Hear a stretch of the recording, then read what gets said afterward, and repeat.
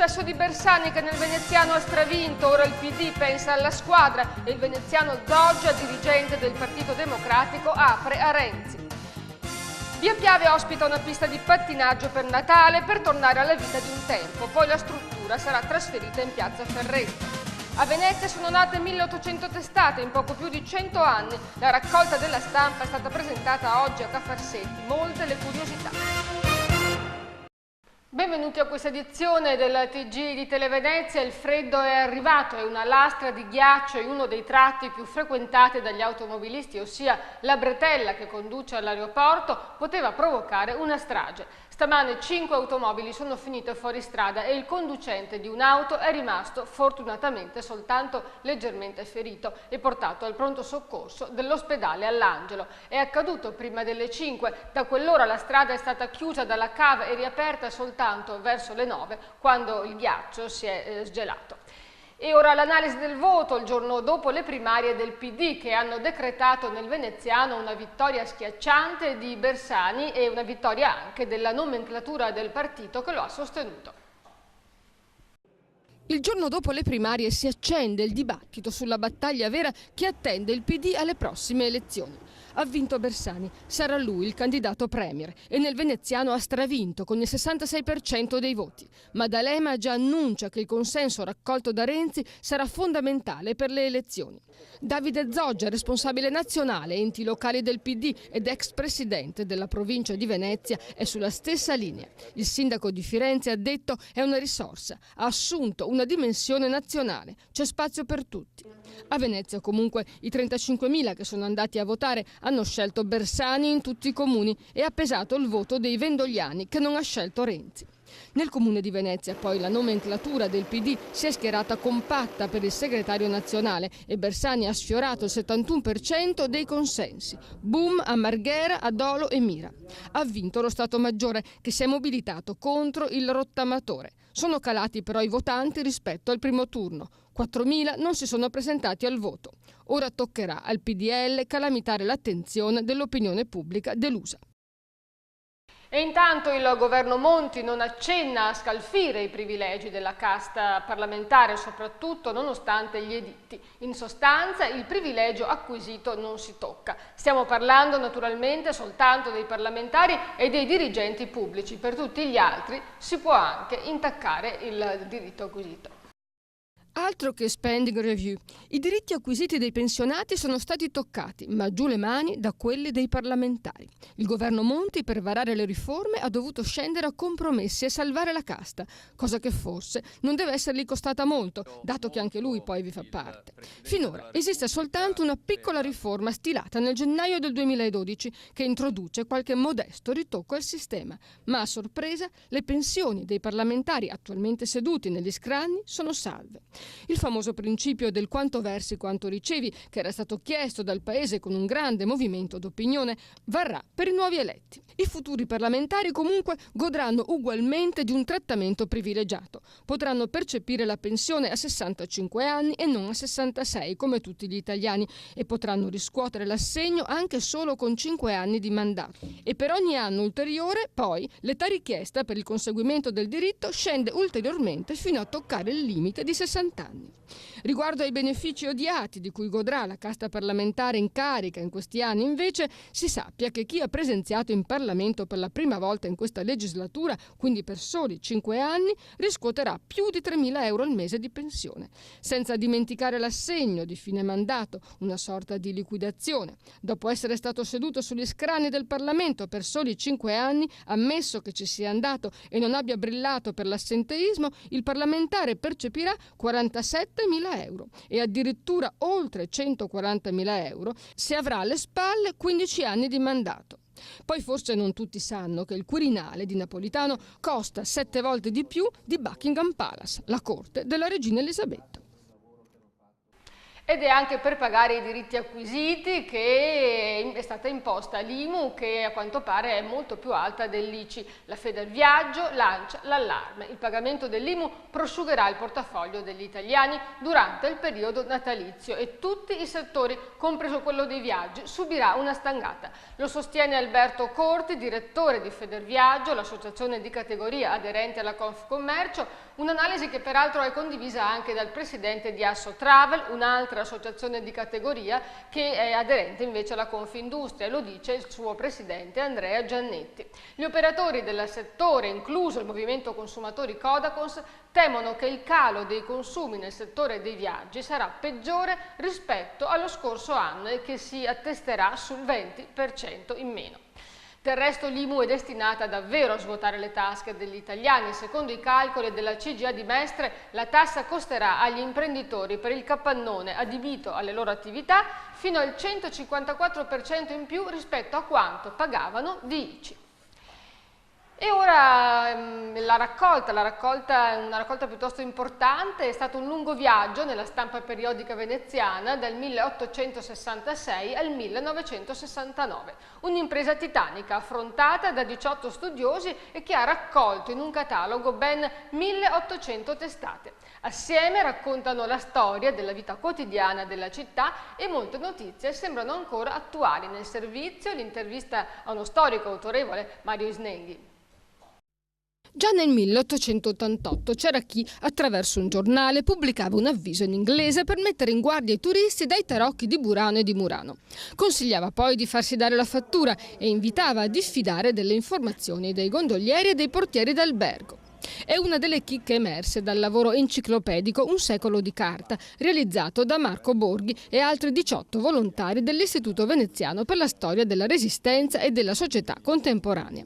L'Equipe ha raccolto un secolo di stampa periodica veneziana dal 1866 al 1969, attingendo anche alla grande emeroteca fiorentina, e le scoperte sono state davvero tante. Ce n'è un'altra curiosa, pubblicata nel 1935, anno dell'apertura dell'autostrada Venezia-Padova.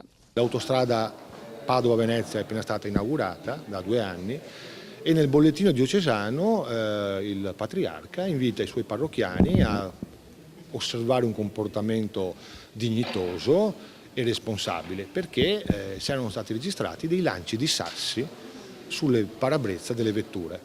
Ecco, questo ci ha fatto capire un po' anche le continuità della storia. In un secolo a Venezia sono state pubblicate più di 1800 testate e a parte il quotidiano Il Gazzettino, costituito da professionisti, che era arrivato a vendere 150.000 copie durante la vigilia della Prima Guerra Mondiale ed era considerato il giornale, quasi tutte le altre pubblicazioni erano frutto del volontariato. Alla presentazione della raccolta avvenuta oggi a Cafarsetti c'era anche Mario Isnenghi, uno dei più autorevoli storici italiani, ordinario di Ca' Foscari, che ha posto l'accento sul ruolo dei bollettini parrocchiali.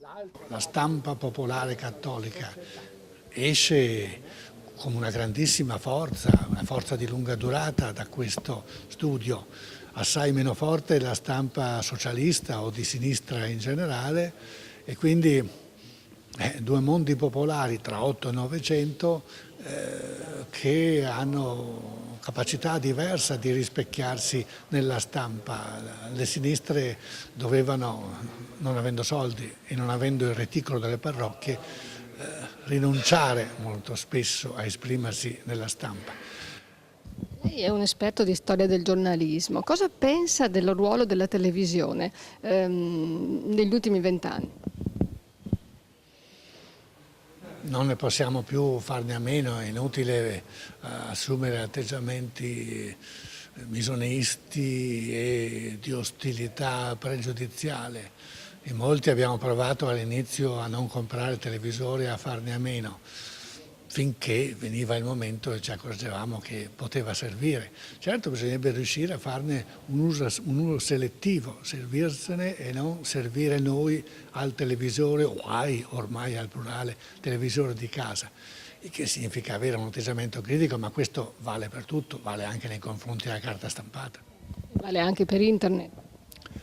Ovviamente, anche se naturalmente siamo in pieno entusiasmo da fondazione di un mondo nuovo, per cui tutto può sembrare bello, anche quello che decisamente bello non è. L'Arsenale di Venezia ai veneziani è un altro titolo che potremo leggere sicuramente in questi giorni e che il gruppo di studiosi dell'Istituto Iveser hanno trovato in una rivista che si chiamava Avanguardia, pubblicata nel 1819. Già allora la città lottava per riappropriarsi dei suoi spazi, ma di Arsenale si parlerà ancora questa settimana, durante la quale dovrebbe essere approvata la norma che sancisce la proprietà dello storico navale e non si capisce ancora chi sarà il proprietario, se il comune, la marina o la società che gestirà la manutenzione del Mose. Ma il sindaco Giorgio Orsoni è ottimista, l'abbiamo sentito a margine proprio della conferenza stampa che è stata fatta oggi per presentare questa raccolta sulla stampa veneziana. Sull'assegnazione dell'Arsenale ai veneziani il sindaco vede rosa dopo il tentativo di scippo dei giorni scorsi. In commissione infatti è stato presentato un emendamento che divide in 3 parti l'Arsenale, assegnandolo alla Marina, a chi dovrà occuparsi della manutenzione del Mose, e anche al comune. Uno spezzatino che non piace a Giorgio Orsoni e ai veneziani, tanto che il sindaco ha concordato con il parlamentare Cosson alcune modifiche alla proposta di legge e ora si tratta soltanto di attendere alcune ore in attesa che il Senato si pronunci. Credo che fra stasera e domani ci sia il voto in Senato.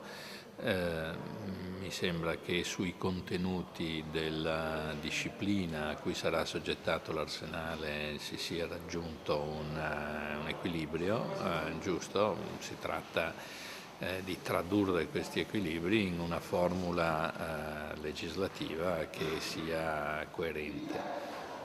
Confido molto che in Senato si trovi questo equilibrio. E ora andiamo a Mestre, dove è stato restituito ai cittadini uno dei punti più degradati della città. Parliamo dei giardinetti di Via Piave, occupati abitualmente da spacciatori e tossici, e ora finalmente sono praticabili grazie all'apertura di una pista di pattinaggio in vista del Natale. Vediamo. Per chi ha in mente quei luridi giardinetti di Via Piave, ostaggio per anni di pusher e delinquenti, la scena che si presenta oggi riaccende la speranza in un futuro migliore. Gli spacciatori sono spariti e al loro posto sono arrivati i bambini.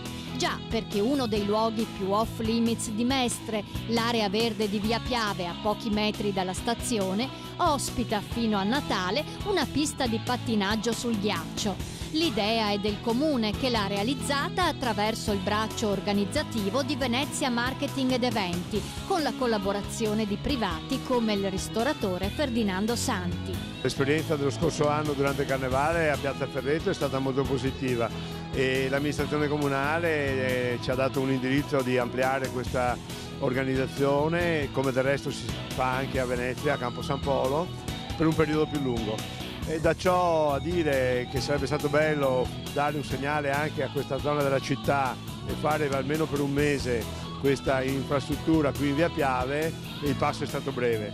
Chiaro che poi la trasferiremo in Piazza Ferreto, dove avremo delle animazioni per Capodanno e per il Carnevale, ma se la risposta fosse così bella, chissà, magari l'amministrazione comunale ci penserà. Certo le risorse sono poche, però io credo che questo momento qui in Via Piave sia giusto farlo, sia stato giusto farlo e sarà giusto farlo più a lungo possibile. È importante per Mestre, ma soprattutto è importante per questa zona. Abbiamo voluto fortemente dare un segnale che l'amministrazione c'è e che anche in questo spazio, che viene spesso rappresentato come un elemento di forte negatività, delle esperienze positive si possono costruire congiuntamente con i residenti che insomma vivono in frontiera, tra virgolette, tutti i giorni, e anche con gli operatori di questa zona, perché al di là dell'importante impegno di Venezia Marketing Eventi, insomma, che per conto dell'amministrazione ha realizzato la pista, il contorno è dato da 2 stand, uno di Santi che sta in Via Piave e l'altro sostenuto dall'Hotel Plaza. Credo che siano 2 elementi che segnalano che in una condivisione tra pubblica amministrazione, imprenditori privati e cittadini la riqualificazione e la riconquista dei territori è possibile. Credo che sia davvero un momento importante. La via di Mestre è molto importante riqualificarla perché abbiamo bisogno di un po' di pulizia e mantenere un decoro anche per gli abitanti che sono qua a Mestre. Abbiamo la nostra creperia e ristorante che dovrebbe funzionare in maniera adeguata per il cittadino e abbiamo la nostra difficoltà per mantenere un certo decoro e speriamo che con queste iniziative raggiungiamo il risultato.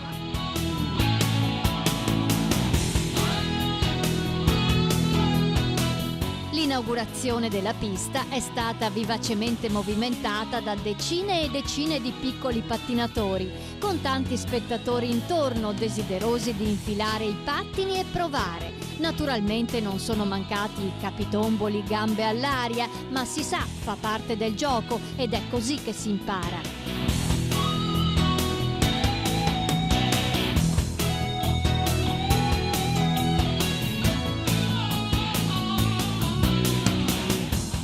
La pista di ghiaccio rimarrà in via Piave fino al 23 dicembre, poi si sposterà in piazza Ferretto. Nei giorni feriali è aperta soltanto al pomeriggio, dalla mattina alla sera il sabato e domenica. Noleggiare i pattini costa 7 euro per gli adulti, 5 per i ragazzi fino ai 12 anni.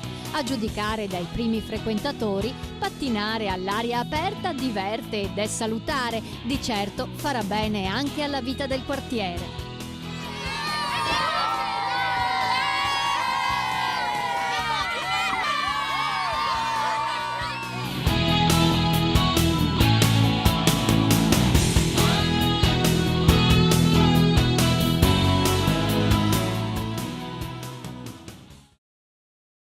E ora una piccola pausa pubblicitaria, rimanete con noi.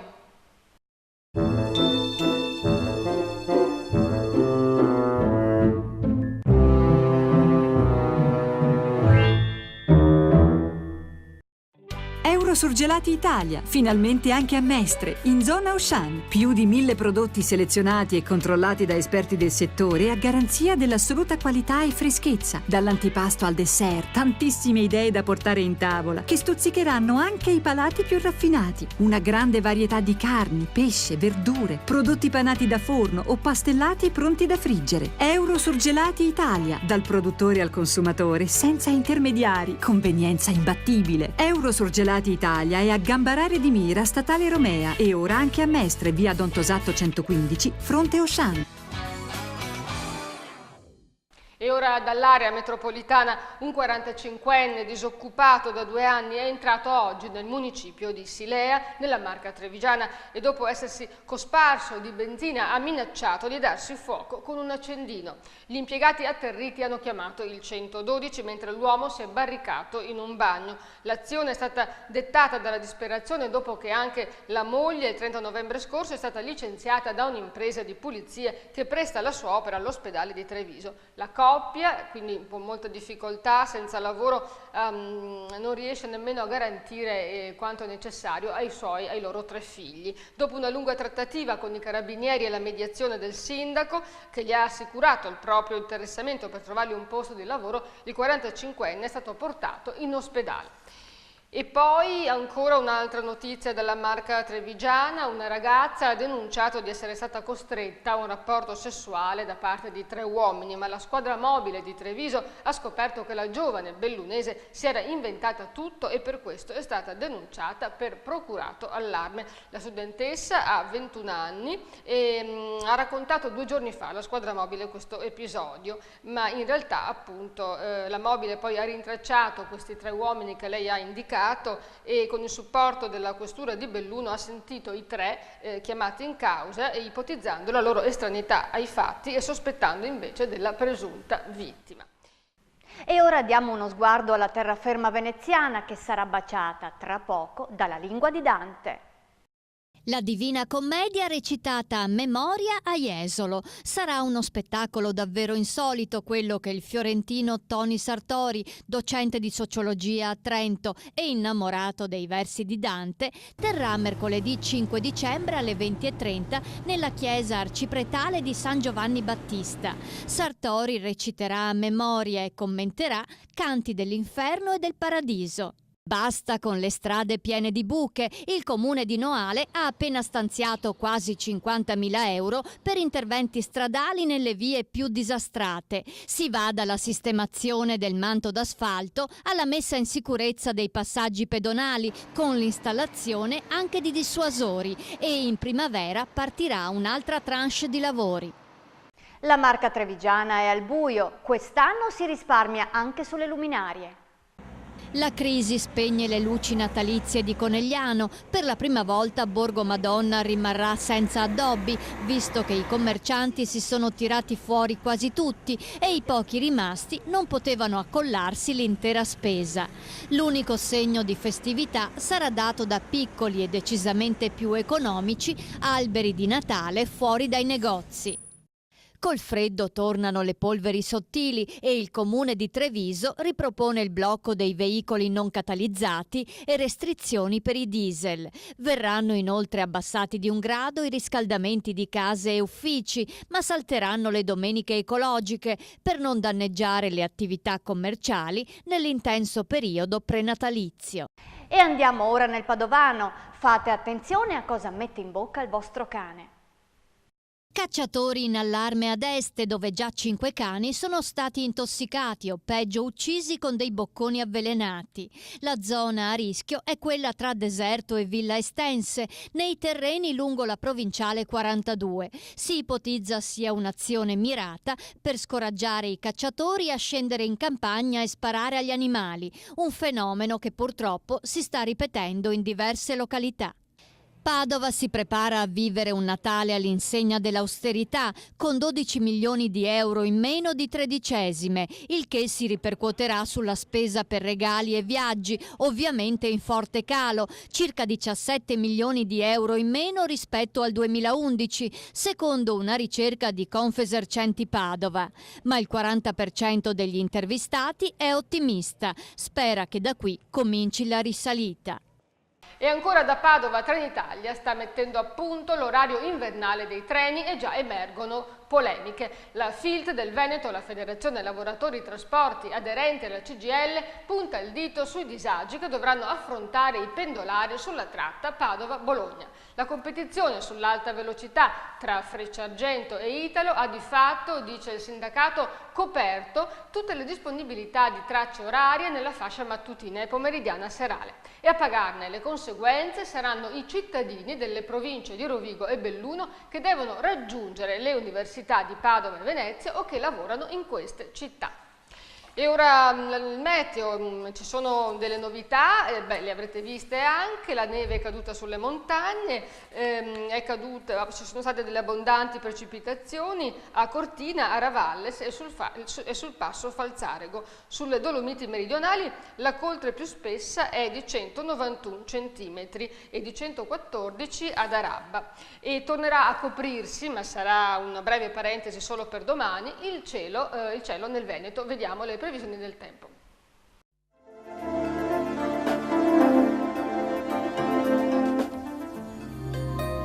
Tempo tutto sommato stabile, con clima freddo e gelate notturne. Martedì 4 dicembre, da molto nuvoloso a nuvoloso con possibili deboli precipitazioni, anche miste a neve, massime in calo, minime stazionarie, mare calmo o poco mosso. Mercoledì 5 dicembre, soleggiato con possibili foschie nelle ore più fredde, massime in lieve ripresa, minime invariate sotto zero, con gelate notturne, mare calmo o poco mosso. Giovedì 6 dicembre, cielo sereno o poco nuvoloso, foschie notturne, minime in lieve salita, massime in discesa.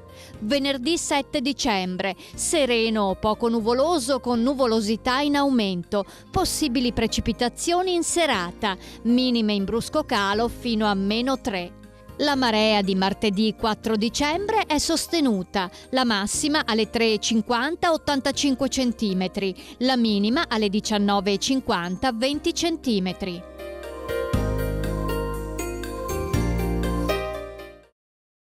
Bene, con questo è tutto, grazie per averci seguito, grazie per averci scelto, soprattutto buon proseguimento e buona serata.